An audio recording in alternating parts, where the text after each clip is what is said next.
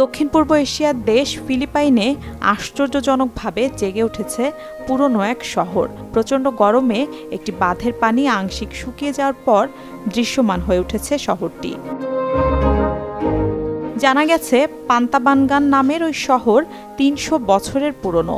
৭০-এর দশকে পানি সংরক্ষণের জন্য কৃত্রিম জলাধার তৈরির সময় তা পানিতে তলিয়ে যায়। আবহাওয়া যখন অনেক শুষ্ক ও গরম থাকে তখন বাঁধের পানি শুকিয়ে ভেসে ওঠে শহরটি। তলিয়ে যাওয়া শহরটি আগে দৃশ্যমান হলেও এবারের ঘটনা বিরল। দেশটির সরকার হিসেবে দেখা যায় ১৯৭০ সালে নির্মিত জলাধারটির পানির স্বাভাবিক উচ্চতা ২১১ মিটার। তবে এবার পানির স্তর নেমে গেছে প্রায় ৫০ মিটার। ফিলিপাইনের অনেক অংশই এখন ভয়াবহ খরার সম্মুখীন। বিভিন্ন অঞ্চলে তাপমাত্রা সর্বোচ্চে পৌঁছেছে। প্রচণ্ড গরমে লাখ লাখ মানুষের প্রতিদিনের জীবনযাপন ব্যাহত হচ্ছে। বন্ধ রাখা হয়েছে স্কুলও। তীব্র তাপপ্রবাহে পড়ছে দক্ষিণ পূর্ব এশিয়ার অন্যান্য দেশও।